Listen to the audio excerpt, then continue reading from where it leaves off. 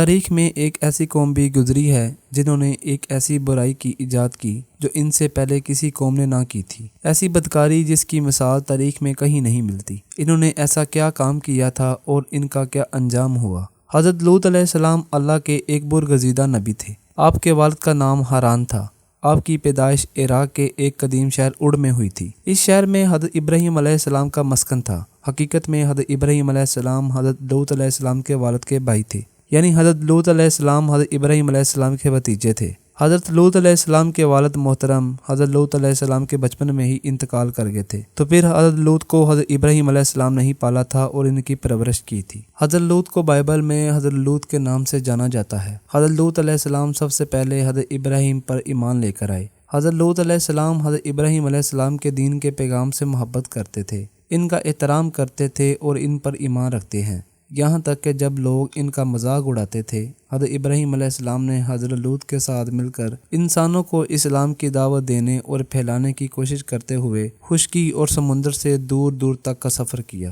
حضرت لوط حضرت ابراہیم کے زمانے میں اہل سدوم کی رہنمائی کے لیے نبوت کے منصب پر فائز ہوئے۔ حضرت لوط کے بہت سارے معجزات ہیں۔ آپ جب بھی بارش کے لیے دعا کرتے تھے تو آسمان بادلوں سے بھر جاتا اور پھر خوب بارش ہوتی تھی۔ حضرت لوط جس پتھر پر سر رکھ کر سوتے، اس پتھر پر آپ کے سر مبارک کا نشان بن جاتا۔ سدوم وہ علاقہ تھا جہاں حضرت لوط مبعوث فرمائے گئے۔ سدوم کے آس پاس 5 نہایت خوبصورت ترین شہر آباد تھے، جن میں سے ہر ایک کی آبادی تقریباً 1 لاکھ آبادی پر مشتمل تھی۔ یہ علاقے نہایت ہی خوبصورت تھے، یہاں پر سرسبز باغات تھے۔ ان باغات کی وجہ سے یہاں کے ارد گرد علاقوں میں رہنے والے لوگ اپنی ضروریات کے مطابق ان علاقوں کی طرف رخ کرتے تھے، اور یہ بات اہل سدوم کے لوگوں کو بالکل بھی ناپسند تھی۔ وہ یہ خیال کرتے تھے کہ جو کچھ سدوم کے علاقوں میں موجود ہے، یعنی سرسبز باغات، ان پر صرف انہی کا حق ہے۔ وہ ہرگز بھی یہ نہیں چاہتے تھے کہ دوسرے علاقوں میں رہنے والے لوگ ان کی بستیوں میں آئے۔ ایک دن بستی والے لوگ آپس میں مشورہ کر رہے تھے کہ باہر سے آنے والے لوگوں کو کیسے روکا جائے، کہ اتنے میں ابلیس ایک انسان کے بیس میں آیا اور کہا کہ اگر تم باہر کے لوگوں سے چھٹکارا پانا چاہتے ہو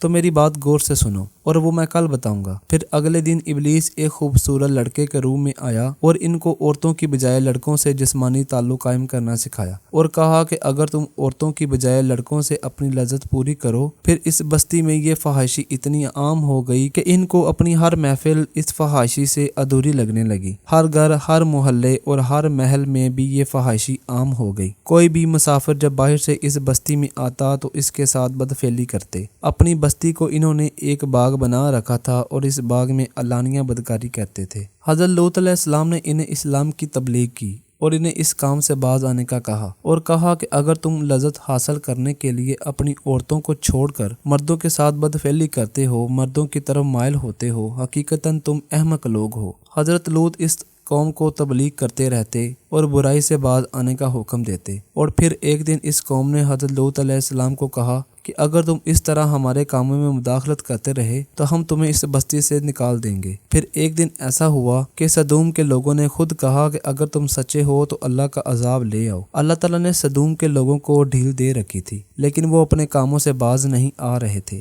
پھر اللہ تعالیٰ نے حضرت لوط کے پاس فرشتے بھیجے جو کہ انسانی روپ میں آئے تھے۔ پھر وہ فرشتے حضرت لوط کے گھر مہمان کے طور پر تشریف لے کر آئے۔ جب حضرت لوط نے ان لڑکوں کو دیکھا تو بہت گھبرا گئے کہ کہیں اہل سدوم کے لوگوں کو پتہ نہ چل جائے۔ اتنے میں حضرت لوط علیہ السلام کی بیوی باہر چلی گئی اور لوگوں کو جا کر بتایا کہ حضرت لوط کے گھر 3 لڑکے آئے ہیں جو کہ انتہائی خوبصورت ہیں۔ اہل سدوم کے لوگ حضرت لوط کے گھر کے ارد گرد اکٹھے ہو گئے اور کہنے لگے کہ ان لڑکوں کو باہر بھیجو۔ حضرت لوط نے ان لوگوں کو بہت سمجھایا لیکن وہ باز نہ آئے۔ فرشتوں نے جب حضرت لوط کی بے بسی کو دیکھا تو انہیں بتایا کہ ہم اللہ کی طرف سے بھیجے ہوئے فرشتے ہیں، آپ اپنی بیوی بچوں کو ساتھ لے کر اس بستی سے چلے جائیں اور پیچھے مڑ کر اس بستی کی طرف مت دیکھنا۔ جیسے ہی حضرت لوط اس بستی سے باہر نکل گئے تو اس قوم پر اللہ کا عذاب آ گیا۔ اس قوم پر پتھروں کی بارش ہونے لگی۔ ہر پتھر پر اس شخص کا نام لکھا تھا جس شخص پر وہ پتھر لگنا تھا۔ پھر دیکھتے ہی دیکھتے یہ وہ بستی تباہ ہو گئی۔